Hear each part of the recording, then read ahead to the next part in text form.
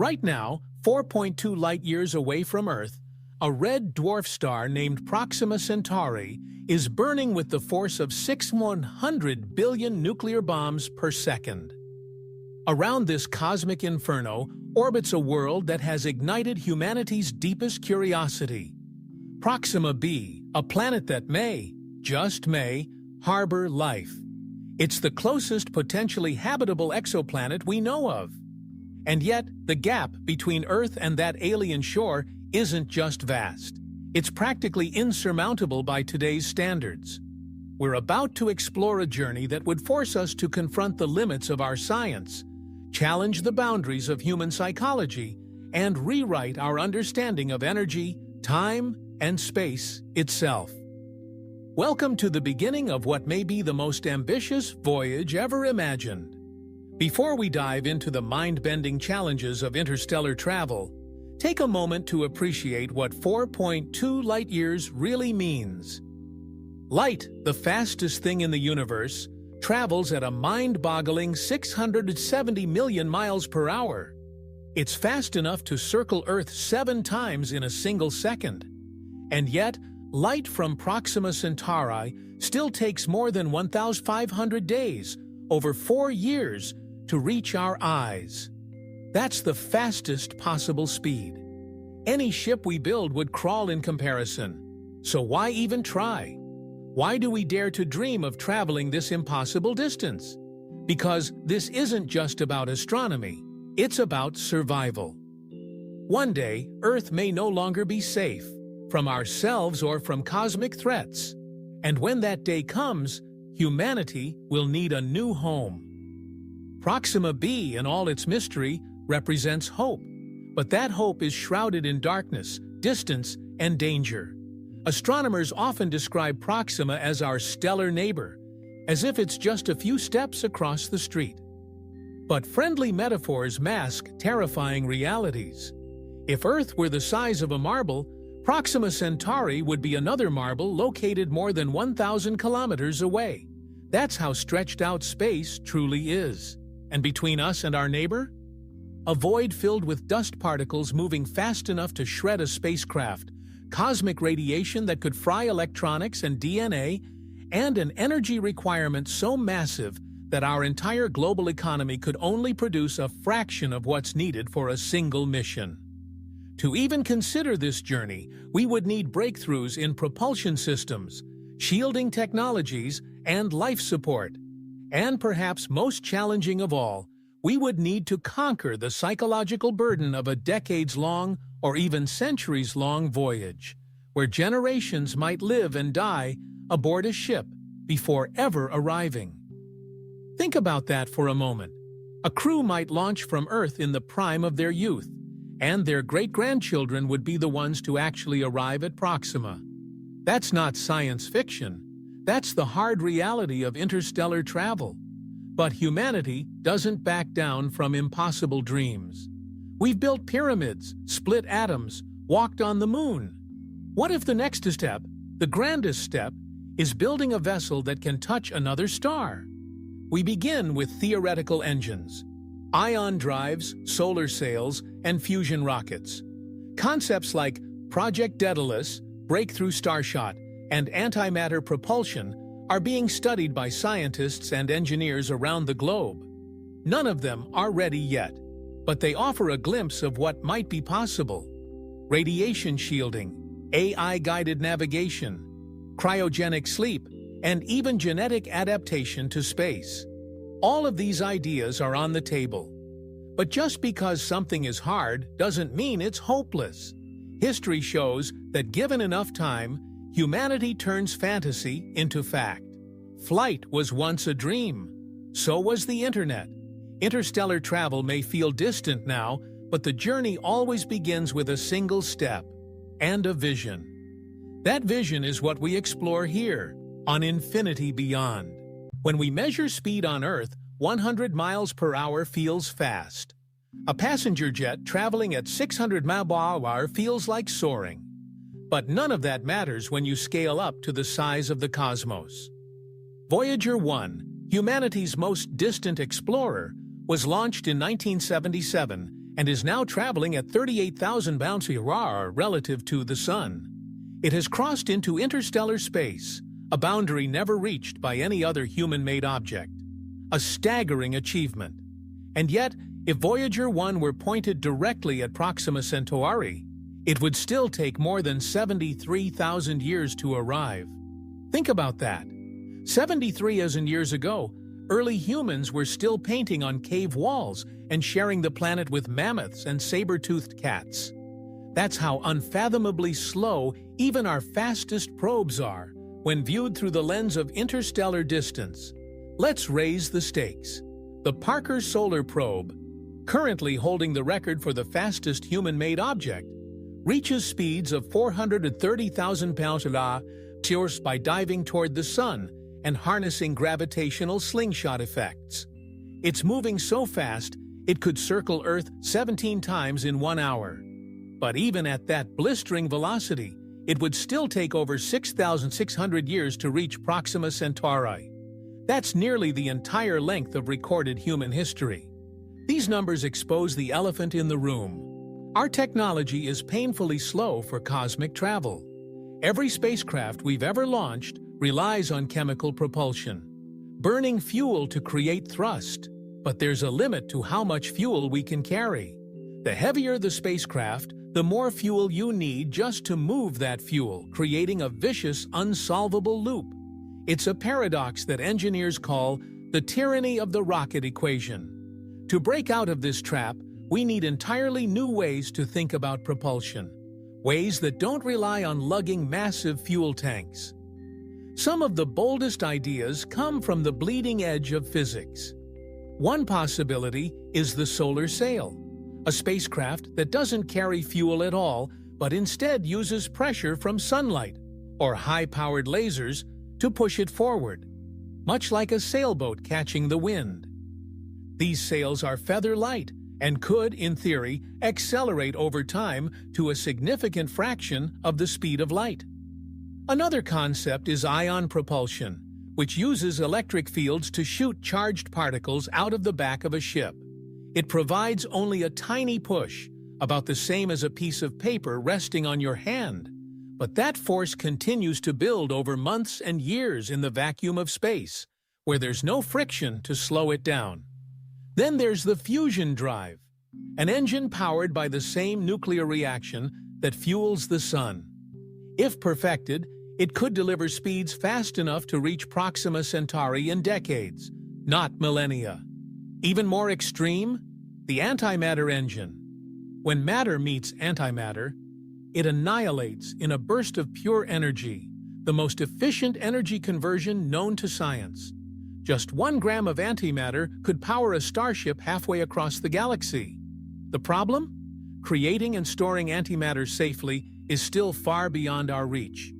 Of course, there's the ultimate sci-fi dream, the warp drive. Instead of moving through space, it bends space itself, allowing a ship to ride a bubble through space-time. Mathematically, it's not entirely impossible. Equations like the Alcubierre metric suggest it's theoretically valid, but the energy required may be more than the mass of the observable universe. The challenge of propulsion is not just engineering, it's philosophy. It's about what kind of civilization we want to become. Are we content to remain bound to our pale blue dot?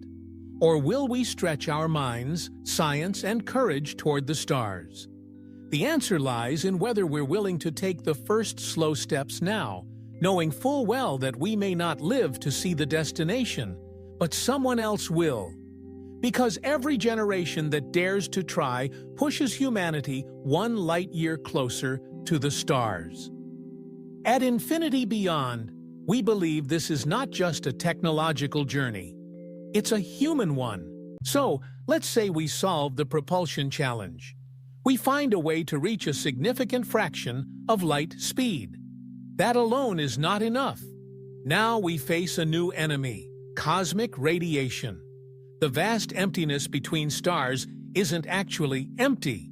It's filled with high-energy particles, solar wind, and deadly radiation from cosmic rays and stellar flares. In low Earth orbit, astronauts are protected by Earth's magnetic field. But on an interstellar journey, there's no such shield. Out there, space becomes a death zone.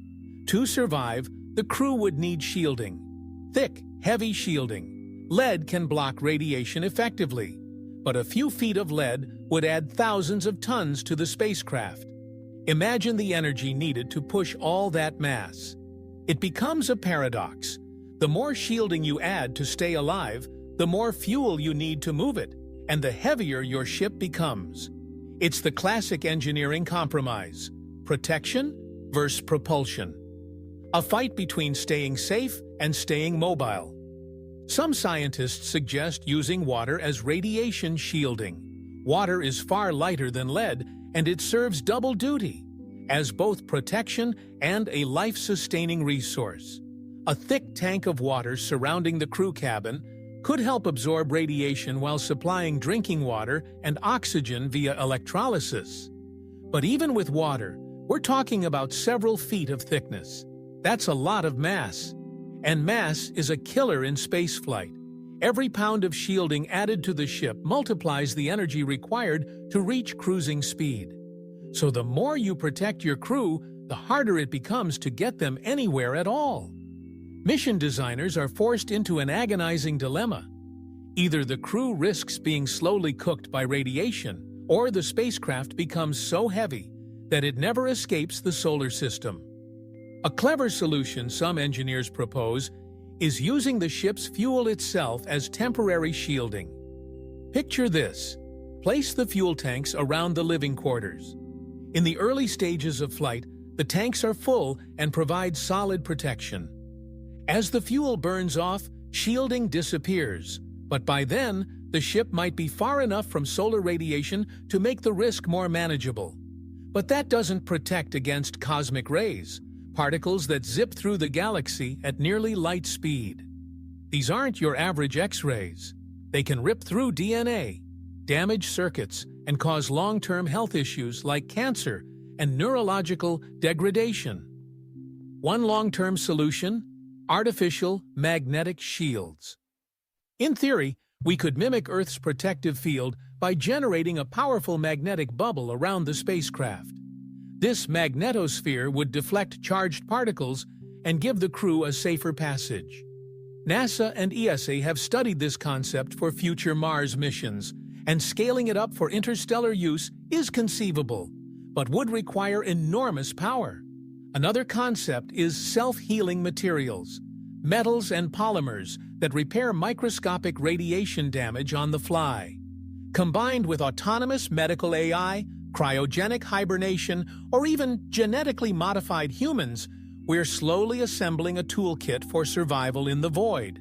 And then there's the most radical idea of all: send no humans at all. Why risk fragile biology when you can send machines? Many interstellar mission designs are now focusing on AI-powered probes, or digitized consciousness, uploading the mind into a durable silicon body. A vessel immune to radiation, sleep, or boredom. This doesn't mean humans never go. It just means our robotic scouts go first, blazing the trail, reporting back, and building infrastructure ahead of time. But even if robots go first, the day will come when flesh and blood will follow. And when they do, we must be ready, not just with engines and shields, but with a deep understanding of what survival really means beyond Earth. At Infinity Beyond, we explore the edge of what's possible and what's necessary. By now, we've seen how physics, radiation, and engineering can challenge interstellar travel.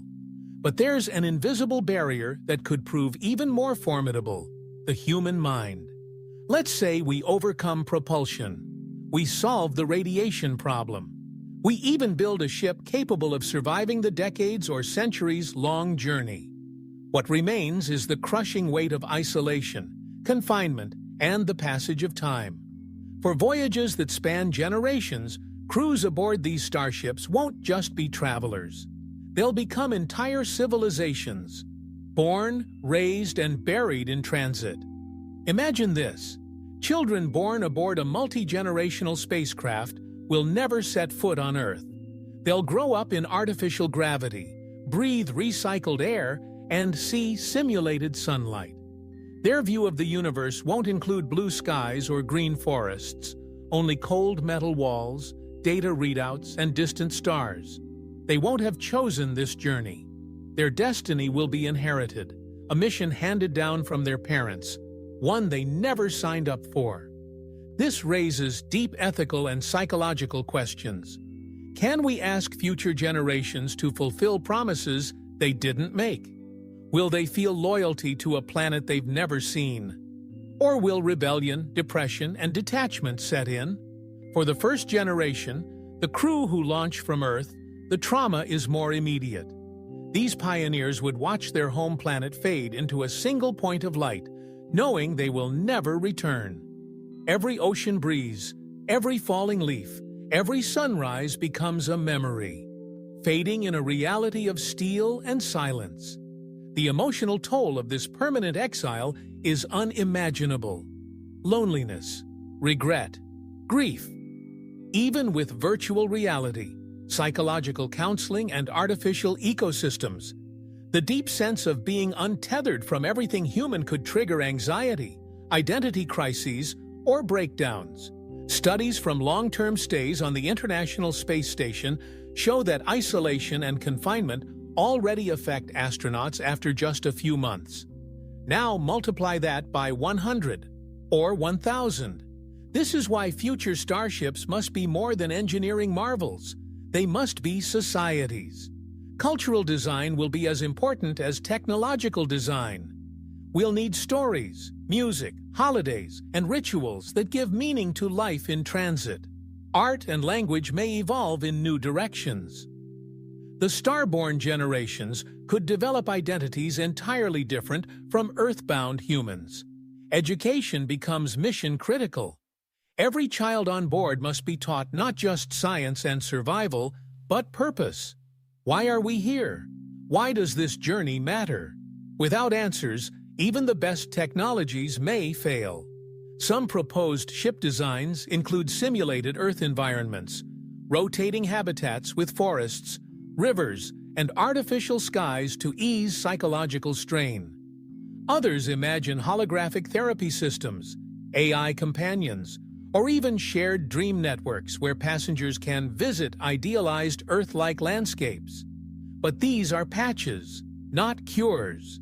The deeper question is whether the human psyche is built for this kind of disconnection. We are social creatures. We crave sunlight, variety, and unstructured nature. We evolved to wander plains and swim oceans, not navigate vacuum corridors for a lifetime. And yet, we've adapted before. Humans once lived in caves, then villages, then megacities and submarines and space stations. We've always found a way to make the unknown feel like home. Maybe, just maybe, the journey itself will change us, not just physically, but philosophically. Perhaps we'll learn that home isn't a place, but a purpose, and that might be the most powerful fuel of all. At Infinity Beyond, we believe the most important system aboard a starship isn't the engine, it's the human heart.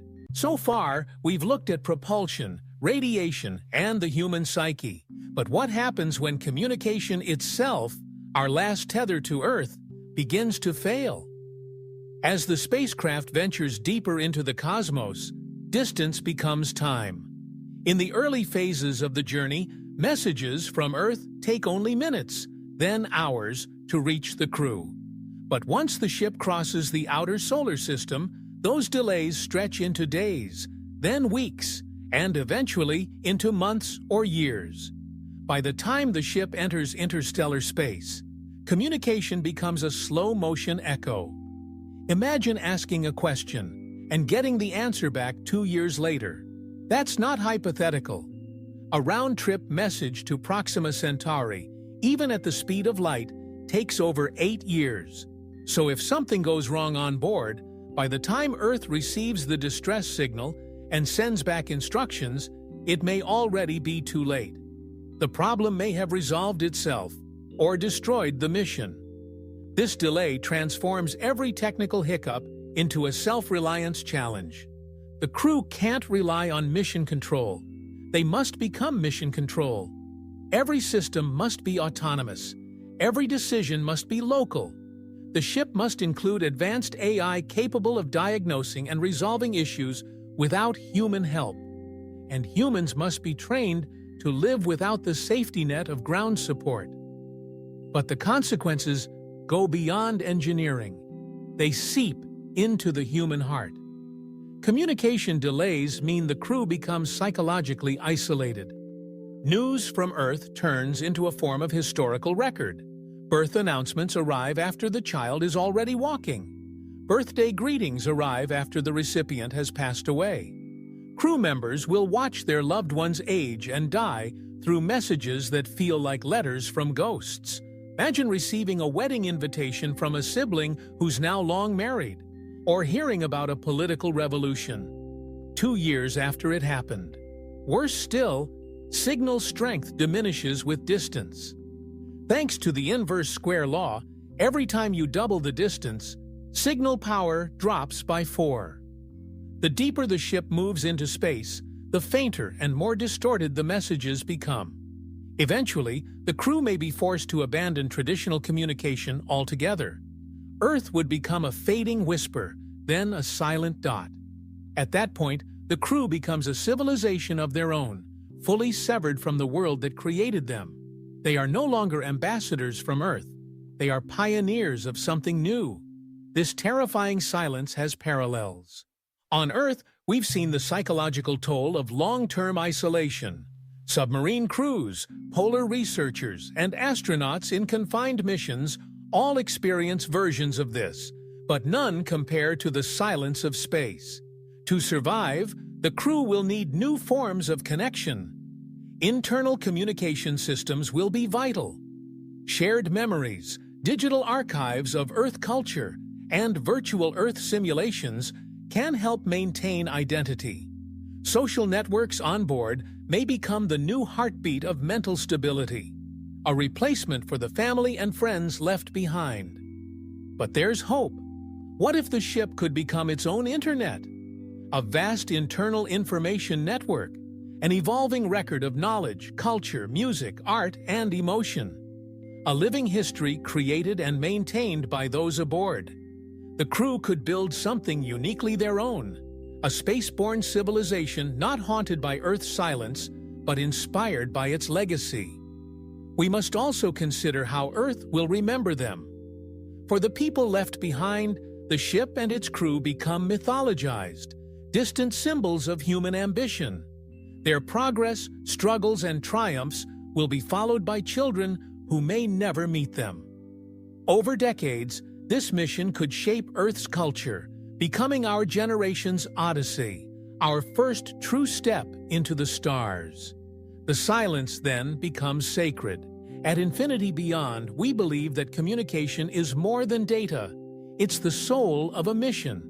And even when voices fade, purpose echoes. As we stretch further from Earth, our biggest enemy becomes not the cold or the void, but inertia. With chemical rockets, we can escape Earth's gravity. With fusion drives or antimatter, we dream of achieving relativistic speeds. But there's another method, quieter, sleeker, and already tested in the cosmos: solar sails. Imagine a spacecraft not propelled by fuel, but by light itself. Solar sails work on a surprisingly simple principle. Photons, though massless, carry momentum. When they bounce off a reflective surface, like a vast sail, they impart a tiny push. Over time, these pushes build up. No engines, no fuel tanks, just momentum, patience, and physics. But the simplicity ends there.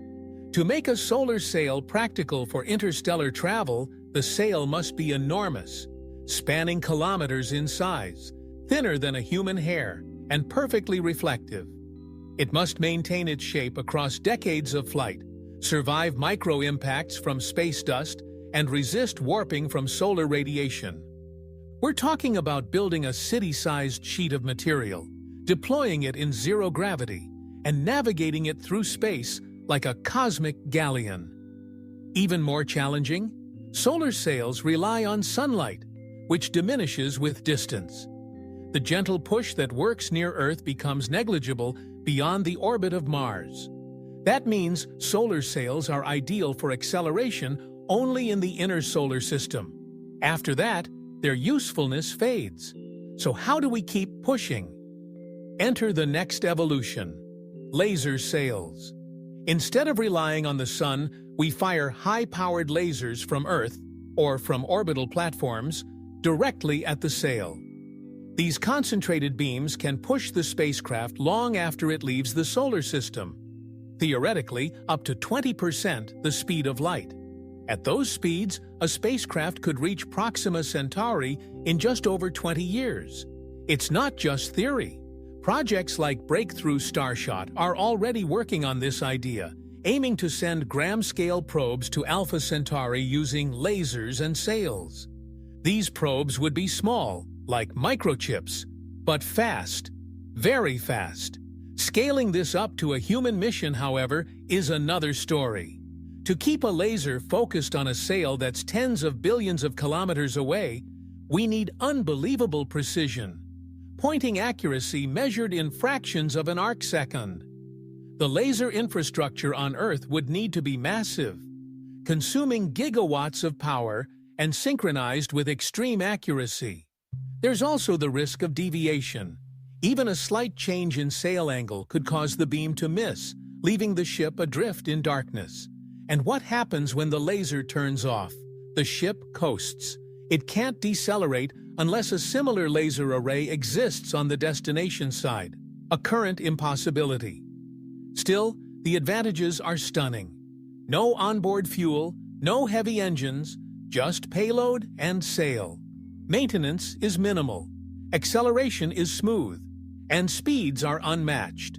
One radical design proposes swarm-based sails, fleets of tiny probes traveling together, communicating via laser bursts, and sharing sensor data. If even a fraction of them arrive, the mission is a success. Another concept uses plasma sails, interacting with the solar wind instead of photons. They behave like solar sails but respond to charged particles, offering different control mechanisms and possibly working farther from the sun. But perhaps the biggest shift is philosophical. Solar sails represent a paradigm change. We're no longer blasting our way through space. We're catching the wind of the cosmos. It's elegant, efficient, and strangely poetic, traveling not with fire, but with light. It connects us back to ancient explorers who once crossed oceans under billowing sails. Now we raise our masts to the stars. At infinity beyond, we believe the future of propulsion might look more like origami than engines, and that light could be our ladder to the stars. What if we could ride explosions to the stars? It sounds like science fiction, or a line from a dystopian novel. But nuclear pulse propulsion is a real concept. A concept so audacious, so dangerous, that it borders on madness. And yet, it might be one of the few ways to move massive payloads across the interstellar void. The idea is simple in theory, but staggering in execution. Detonate a series of nuclear bombs behind a spacecraft, and ride the shockwaves like a surfer rides the ocean. Each explosion propels the ship forward, boom by boom by boom, accelerating it to a fraction of the speed of light. This method is known as Project Orion, originally proposed in the late 1950s. Back then, visionaries believed that a spaceship the size of a skyscraper could be launched from Earth using thousands of small nuclear detonations. The advantages? Massive thrust, high efficiency, and the ability to carry heavy crews and cargo. But here's the catch. It's incredibly dangerous. For starters, the pusher plate, the giant shield that absorbs the blast, must endure hundreds or thousands of nuclear explosions without melting, cracking, or being vaporized. That's no ordinary engineering problem. It's a test of material science on a scale we've never faced. Then there's the shock absorption system. Each detonation generates an enormous jolt. Without dampening, those forces would crush the crew. The ship must absorb the energy of nuclear bombs while keeping the passengers inside feeling like they're on a gentle cruise. And what about the nuclear devices themselves?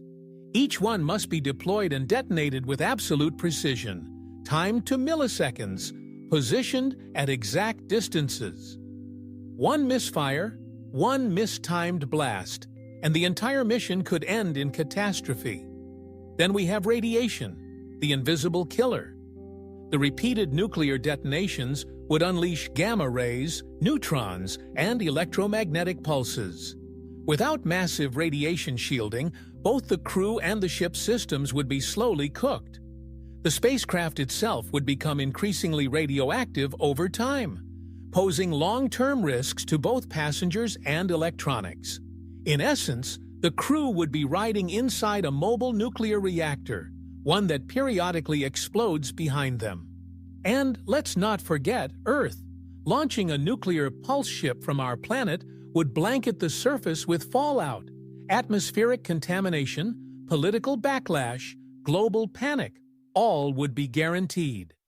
For this reason, most modern proposals imagine launching the ship from space, far from Earth's biosphere and public scrutiny. But even in space, the risks don't vanish. Neutron radiation could still affect nearby satellites. The ship's radioactivity would persist.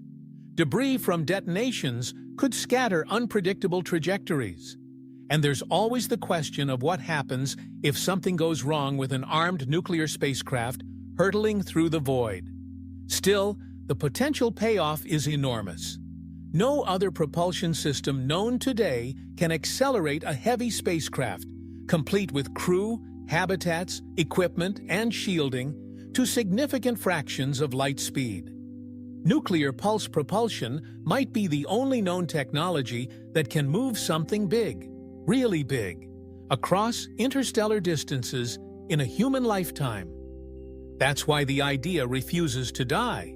Some newer concepts, like miniaturized nuclear pulse drives, envision smaller, more controlled versions of the Orion plan. Others imagine fusion bombs instead of fission devices to reduce radioactive waste and increase efficiency. Even more speculative are antimatter-catalyzed fusion drives, where small amounts of antimatter trigger fusion reactions with far less fallout. Still, all of these face immense technical and political hurdles. Would the world ever agree to build and launch such a spacecraft? Could we trust it not to fail? And are we willing to accept the risks for the sake of reaching the stars? These are not easy questions. But here's the deeper truth. If humanity wants to leave the cradle of Earth and journey far into the galaxy, we may need to embrace uncomfortable technologies. Sometimes the path forward is not safe, but it is necessary. At Infinity Beyond, we believe that exploring space means confronting our fears and asking, what price are we willing to pay for the stars? What if a starship could refuel itself while flying through space? That's the alluring promise of the interstellar ramjet. A concept so visionary, it sounds like something out of deep science fiction. Yet it's grounded in real physics, and it offers a tantalizing solution to one of space travel's most paralyzing problems: fuel. Instead of carrying massive fuel tanks, imagine a spacecraft that scoops up hydrogen from the thin interstellar medium and uses it to power a fusion engine, generating thrust continuously as it races toward the stars. No storage, no weight penalty, just an endless cosmic fuel line. This idea, first proposed by physicist Robert W. Bussard in 1960, became known as the Bussard ramjet. And on paper, it sounds perfect. But there's a catch. Actually, several. To make fusion work, that is, to fuse hydrogen atoms and release usable energy, you need temperatures of hundreds of millions of degrees and pressures found only in the hearts of stars.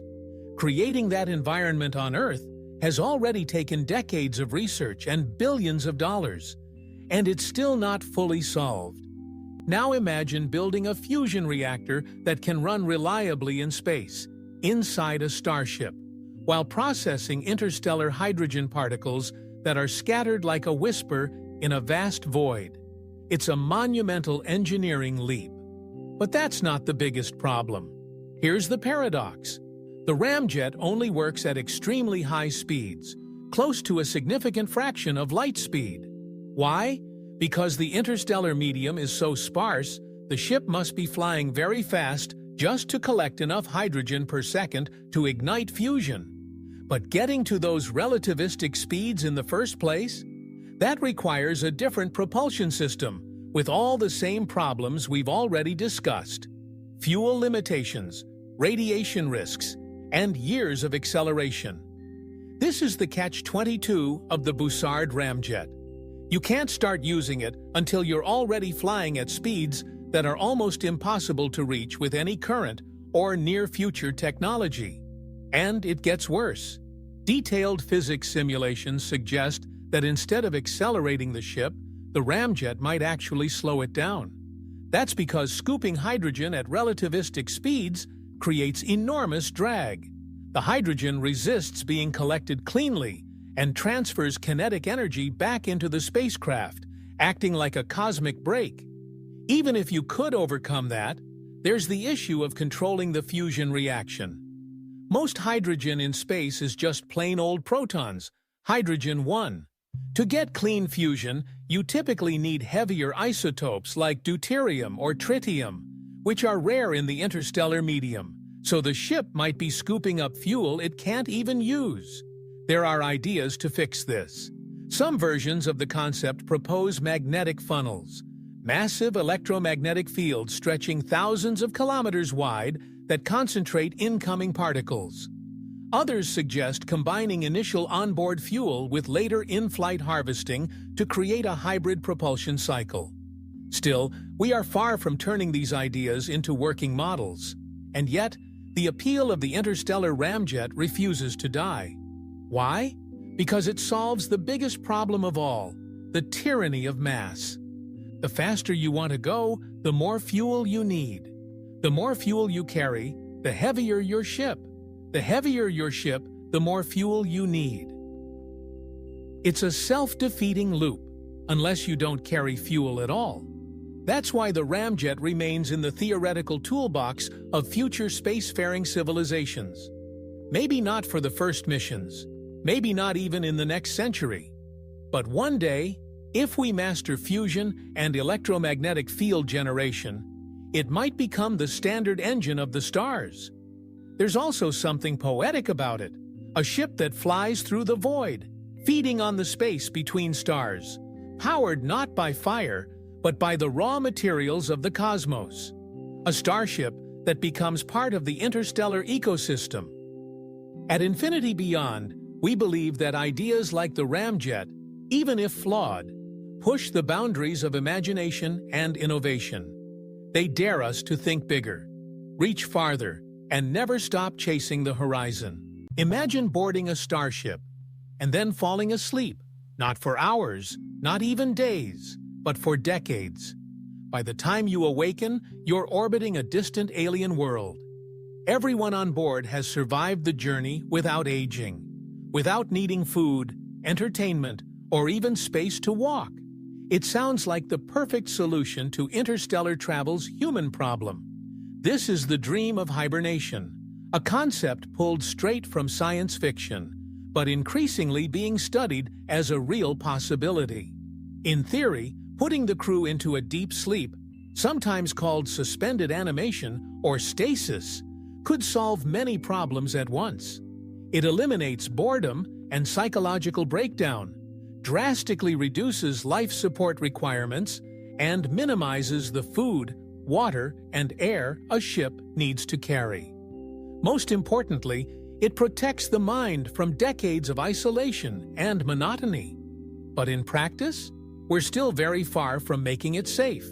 To keep humans in hibernation for years or decades, we'd need automated systems capable of monitoring their vital signs, delivering nutrition, removing waste, and detecting, even treating, medical emergencies. And these systems would need to run flawlessly for decades. No resets, no repairs, no second chances. What if something goes wrong with the life support system while everyone is asleep? Who wakes up to fix it? Exactly, no one. But let's assume we develop the technology. Let's assume the ship can monitor every heartbeat, every cellular shift, every subtle sign of distress. That still leaves one enormous challenge: the biology of hibernation itself. Cooling the human body below normal temperatures, therapeutic hypothermia, triggers a cascade of physiological changes. Blood thickens, organs slow down, circulation becomes unstable. The risk of blood clots, cardiac arrest, organ failure, and brain damage skyrockets. Even in modern hospitals, therapeutic hypothermia is only used in controlled, short-term situations, like after a cardiac arrest, and requires round-the-clock medical supervision. Now stretch that to 30 or 50 years, in deep space. We'd need to find a way to induce and maintain hibernation safely, perhaps by mimicking how some animals, like bears or Arctic squirrels, slow their metabolisms naturally. These creatures undergo seasonal torpor, reducing their heart rate and body temperature for months, surviving on stored fat with minimal damage. If we could replicate that, artificially trigger torpor in humans, we might unlock a new era of space travel. But there's another catch: waking up. Emerging from decades-long stasis might be just as dangerous as entering it. The human body would need careful rewarming, gradual metabolic stimulation, and perhaps weeks of rehabilitation to restore full function. Too fast, and the shock could kill. Too slow, and vital systems may not recover at all.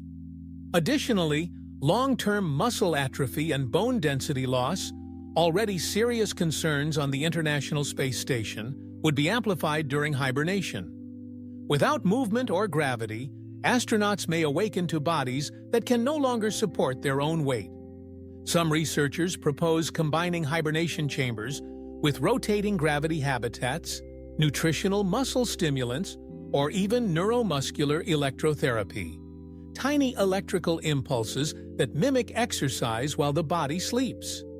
But here's the wildest twist: hibernation may already be within reach. In recent experiments, scientists have induced short-term torpor in animals that don't naturally hibernate, like rats and pigs, using chemical triggers. There's even research into human trials for emergency stasis in trauma patients. The progress is slow but steady. NASA has funded multiple studies into torpor-based crew architecture, where astronauts sleep in 14-day cycles with brief waking intervals. According to models, this method could cut mission costs by over 50%, reduce spacecraft volume, and simplify psychological management. The dream? Entire crews sleeping through the void, awakening only at their destination, healthy, rested, and ready to explore. But ethically, the idea raises profound questions. Would we entrust our lives, our consciousness, to machines for years on end? If something goes wrong while we sleep, is it mercy or tragedy? And what would it feel like to close your eyes only to open them in another solar system decades later, with everything you knew long gone? That question is as emotional as it is scientific. Because in the end, hibernation is not just about biology or engineering. It's about time. Time saved, time lost, time skipped, time transformed. At infinity beyond, we believe the key to the stars may not be moving faster, but learning how to sleep through the void. When speed and technology fall short, one idea remains: don't beat time, live through it. Welcome to the concept of the generation ship, a self-sustaining world designed to carry humanity across the stars, not in one lifetime, but in many. Unlike cryogenic sleep or warp drives, generation ships embrace the reality of ultra-long voyages. If it takes 500 years to reach another star, so be it. The crew won't survive the journey, but their descendants might. But turning this vision into reality requires recreating Earth itself, inside a spaceship. Let that sink in. A fully enclosed, self-sustaining ecosystem that must survive for centuries. No supply runs, no planetary resources, just a sealed metal world floating through the void, with human civilization inside. And here's where the challenge begins. To support life for hundreds of years, the ship must maintain a perfectly balanced biosphere. Every drop of water, every atom of oxygen, every calorie of food must be recycled endlessly. Plants must photosynthesize. Waste must become nutrients. Atmospheres must remain stable. One small imbalance, and the entire system collapses. An ecological failure on Earth can be corrected, but on a generation ship it means extinction. There are no second chances. A disease that wipes out pollinators could doom crops. A genetic bottleneck in livestock could lead to ecosystem breakdown. A buildup of CO2 could suffocate the crew. Everything must work flawlessly, for centuries. And what about the ship itself? Mile-long structures, rotating to create artificial gravity, will face structural fatigue over decades of radiation exposure and micrometeoroid impacts. Even with advanced materials like carbon nanotubes or future metamaterials, we're still only theorizing how to build and maintain such massive constructs in space. No one has ever constructed anything of this scale in microgravity, let alone operated it without support from Earth. Then there's the social challenge, perhaps the hardest of all. Imagine generations of humans living in an enclosed environment, never seeing Earth, never touching soil, never breathing fresh air. Over time, their culture, language, values, and beliefs could drift dramatically from the original mission. By the time the ship arrives, the descendants may not even want to land on the target planet. They may no longer identify with Earth or its purpose. They could develop new social systems, religions, and governance adapted to their spacefaring reality. Hierarchies might shift. Conflicts may arise over limited resources. Entire revolutions could unfold inside a spaceship. Some experts warn of mission drift, the idea that future generations might abandon the goal altogether, seeing it as irrelevant or even oppressive. To counter this, planners propose cultural preservation systems, digital archives, AI historians, educational programs, even immersive mythologies to keep the mission alive in people's minds. But human culture is unpredictable, and evolution is inevitable. We may start the journey as one civilization and arrive as something entirely new. This possibility isn't necessarily negative. Generation ships could be cradles of new civilizations, petri dishes for experimental governance, social models, and philosophical exploration. Imagine dozens of ship worlds, each evolving in different directions, like interstellar tribes carrying fragments of Earth's legacy across the galaxy. Of course, keeping such societies functional over centuries means addressing psychological strain, inequality, resource control, and education at levels of complexity we've never attempted before. Do we design these societies as democracies, technocracies? Do we allow evolution or impose cultural stability? Even more difficult, how do we handle population control? Too many people, and the system collapses under strain. Too few, and genetic diversity dwindles. Every birth must be managed, every death accounted for. Ethical dilemmas emerge quickly. Who decides who can have children? What rights do future generations have over their inherited destiny? These are not just logistical issues, they're existential. And yet, despite these staggering problems, generation ships remain one of the most realistic solutions for interstellar colonization using foreseeable technologies. They don't rely on speculative engines or magical physics. Just time, patience, and human resilience. They ask not how fast we can go, but how well we can endure. And perhaps, in that endurance, we will discover something profound about what it means to be human. At Infinity Beyond, we believe the journey matters as much as the destination, and the civilizations we build along the way may be our greatest legacy. After all the engineering, the physics, and the psychology, we arrive. We reach Proxima b, the exoplanet orbiting our nearest stellar neighbor, Proxima Centauri, just over 4 light-years away. This world has long captured the imagination of scientists and sci-fi writers alike. Why? Because it lies within the habitable zone, where temperatures might allow liquid water to exist. But make no mistake, Proxima b is not Earth 2.0. Let's begin with the basics. Proxima b is believed to be a tidally locked planet. That means one side of the planet always faces the star, a scorching eternal day, while the other remains in perpetual night, plunged into icy darkness. The day side is a radiated wasteland, bombarded constantly by flares from its parent red dwarf star. Temperatures there could rise high enough to sterilize surfaces and strip away volatile molecules. The air, if it exists, would be thin, scorched, and potentially toxic. The night side, by contrast, is a frozen hell, as cold and lifeless as Pluto. Without sunlight, there's no source of surface heat. Any atmosphere that drifted there would condense or freeze, making the region unstable and inhospitable. But between these two extremes lies a narrow, fascinating region, the twilight zone. This thin band, a ring around the planet where the star forever hangs on the horizon, might offer a fragile balance between day and night. Here, temperatures might hover near the melting point of water. And in this sliver of hope, life, or at least human habitability, might be possible. But there's a problem. That temperature contrast between the blazing day side and the frozen night side would create violent atmospheric conditions. Imagine a planet-wide pressure system in constant motion. Hot air from the day side would rush into the cold void of the night side, creating perpetual hurricane-force winds.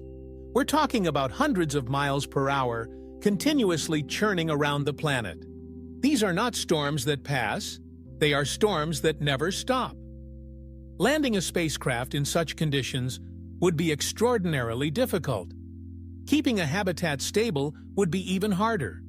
Structures would need to be anchored deep into the surface, protected against high winds, temperature shifts, and radiation spikes from stellar flares. Weather on Proxima b wouldn't resemble Earth in any recognizable way. There would be no seasons, no sunrise or sunset. Just permanent dusk, permanent storms, and a constant battle between heat and cold. Still, the twilight zone might offer more than just survivability. If an atmosphere exists, it could act as a buffer, redistributing heat from the day side to the night side, reducing temperature extremes. Advanced simulations suggest that with the right composition, perhaps a thick carbon dioxide atmosphere, Proxima b could maintain stable, moderate temperatures in this equatorial ring. Liquid water could pool in sheltered valleys. Photosynthetic life, if it exists, might evolve under permanent indirect light, adapted to the eternal glow of a low red sun. For humans, this would mean building settlements on the knife's edge, not too close to the furnace, not too deep into the freezer. Solar energy would be limited. Wind power might be abundant, but difficult to harness. Food production would require controlled biodomes, likely underground or shielded with radiation-resistant materials. And then there's the radiation. Proxima Centauri is a flare star, meaning it unpredictably emits powerful bursts of radiation. Any life on Proxima b would need some form of natural shielding. Thick atmospheres, magnetic fields, or underground habitats to survive. Current data suggests Proxima b may lack a strong magnetic field, making the surface vulnerable. But if there are caves, lava tubes, or subsurface oceans, those might offer protection and possibility. We don't know yet, but what we do know is this. Proxima b is not paradise. It's not a second Earth waiting for us to arrive. It's a challenge, an alien world shaped by fire, ice, and unending wind. And maybe that's exactly what we need, because in facing these extremes, we stretch the limits of our adaptability. We push our species into the unknown and become something greater in the process. At Infinity Beyond, we believe that Proxima b isn't just a planet. It's a question of survival, a question of hope, a question of whether humanity is ready to live where the light never moves and where the stars never sleep. After journeying across light years, surviving the void, and braving the chaos of an alien world like Proxima b, what if we find that it's uninhabitable, too hostile, too radioactive, no water, no atmosphere, or maybe already occupied? That's not just a nightmare scenario, it's a statistical likelihood. So, what's humanity's plan B? The answer is simple but expensive. Don't send just one ship. Don't aim for just one world. Don't trust just one technology. Spread the risk, diversify, multiply the missions, multiply the odds of survival. It may sound dramatic, but in the context of interstellar colonization, it's essential. Sending multiple spacecraft to multiple destinations isn't just a smart strategy. It could be the only thing that keeps the human race alive in the stars. Imagine this. While one starship heads for Proxima b, another targets Tau Ceti e, a third heads toward Wolf 359, and yet another reaches for the triple star system of Gliese 667c, all of which host potentially habitable planets. This is interstellar redundancy, a concept borrowed from computer science and aerospace engineering. Don't bet everything on a single outcome. Spread your chances. Accept that some missions may fail, but one must succeed. Of course, this comes at enormous cost. Each interstellar mission requires an almost unimaginable investment of resources, technology, and time. But think of it this way. We don't get second chances at interstellar colonization. If the only ship fails, humanity may never recover from that loss. And it's not just about destinations, it's about propulsion too. We can't rely on a single breakthrough technology. What if nuclear pulse propulsion becomes politically unfeasible? What if fusion drives remain too unstable? What if solar sails can't scale? Instead, we must develop multiple propulsion systems in parallel.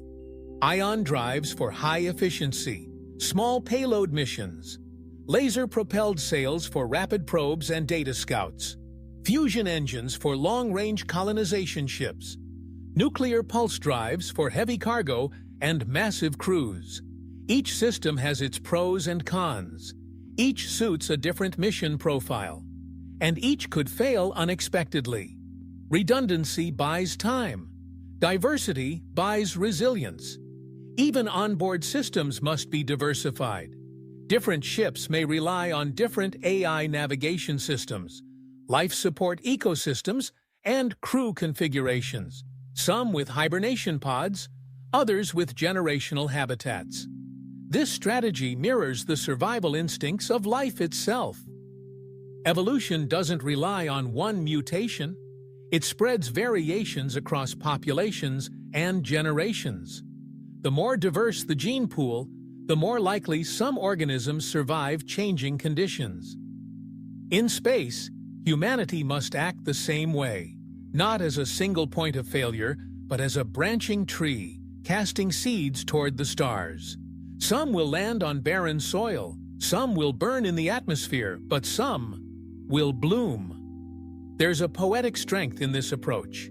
A fleet of ships, each carrying different hopes, technologies, and blueprints of humanity, scattered across the void, bound by no single plan, but united by a single purpose: survive. thrive, expand. These are not just ships, they are arcs, and their destinations aren't just coordinates, they are possibilities. But this redundancy mindset requires a massive shift in how we think about space travel. No longer about planting a flag. It's about planting roots everywhere we can. And with new exoplanet discoveries accelerating, our list of targets grows longer each year. Tau Ceti, just 12 light-years away, hosts planets in its habitable zone. Gliese 667c, part of a triple star system, might hold multiple Earth-like worlds. Even Wolf 1061 and Luyten's star present promising candidates. Some planets may be warm but dry. Others may be wet but toxic. Some may support future terraforming. Others may host life already evolved. We must be ready for all outcomes, and we must accept that some missions will fail. Ships may malfunction. Planets may be uninhabitable. Crew civilizations may collapse. But with enough missions, some will succeed. And from them, a new chapter of humanity will begin. At Infinity Beyond, we believe the key to cosmic survival isn't speed or strength, it's strategy. And the smartest strategy of all, never place a single bet on the future, place many. Everything we've explored, the propulsion breakthroughs, radiation shields, psychological trials, generation ships, and alien worlds, all lead to one essential truth. We are not meant to stay here. Earth is our cradle. But a cradle is not meant to be permanent. It's a beginning, a shelter, and then a launch pad. For too long, the void between stars has seemed like an eternal prison. The laws of physics, cold, uncaring, whisper that the distances are too vast, the energy too great, the cost too high. But history shows us something remarkable. The impossible becomes inevitable the moment humanity decides it matters. Once, fire was a mystery. Now we harness stars. Once the ocean's horizon marked the end of our maps. Now we cross it in hours. Once we feared the night sky. Now we read its messages, trace its structures, and dream of walking among its stars. The path to Proxima Centauri may demand more than we currently know how to give. It may require technologies we have yet to invent. It will certainly require cooperation on a scale humanity has rarely achieved. Shared effort, shared vision, shared sacrifice. But perhaps that's the real purpose of the challenge. Not just to arrive, but to transform. To evolve beyond the divisions that plague us today. Nations, ideologies, borders, short-term thinking, and begin acting as one species with one homeworld and one destiny. This is not just a scientific endeavor, it's a spiritual one. To reach the stars, we must look inward and mature as a civilization. We must balance ambition with humility, power with responsibility, and innovation with sustainability. Because the technologies that unlock the stars, advanced propulsion, AI governance, fusion power, biosphere engineering, will also reshape life here on Earth. They will solve terrestrial problems, heal the environment, expand our energy horizons, elevate our quality of life. In reaching for other worlds, we might finally learn how to care for our own. And in the vast silence of deep space, we may find the unity that has eluded us on this pale blue dot. To become interstellar is not just to move outward. It is to become more human than we have ever been. Visionary, collaborative, daring. Every step toward another star is also a step toward a better version of ourselves. So when people ask, why go? Why spend the time, money, and effort to reach other solar systems? The answer is not just scientific.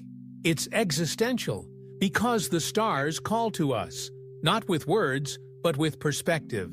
They remind us how small we are and how vast we can become. They remind us that we are not finished yet. At Infinity Beyond, we believe the journey to the stars is more than a destination. It's a mirror showing us who we are and who we might become. We are the species who dreamed of fire and now dream of fusion. We are the species who feared the night and now chart galaxies. We are the species who gazed at the stars and now dares to cross between them. The future is not written, but if we choose to write it together, it can be luminous.